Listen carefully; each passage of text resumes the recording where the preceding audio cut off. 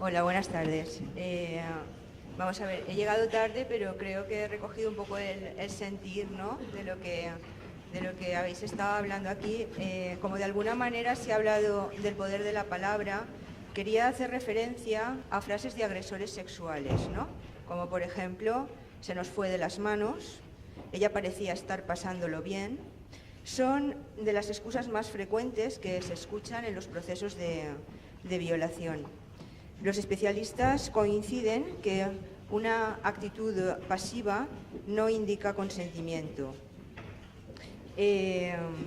Más de la mitad de los agresores insiste en que cuando una chica dice no, en realidad lo que quiere decir es sí. Hubo, supongo que lo recordáis, un juzgado de violencia sobre la mujer que le preguntó a la víctima si cerró bien las piernas para evitar los abusos sexuales.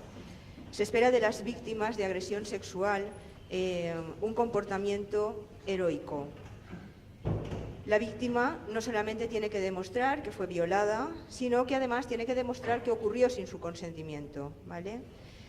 Lo cierto es que debería bastar un no, pero todas sabemos que no basta, ¿vale? Así que yo quería proponeros, ¿no?, que frente a la campaña del no es no, cambiáramos en los medios el mensaje por solo un sí es sí. Y a ver si lo captan. Gracias.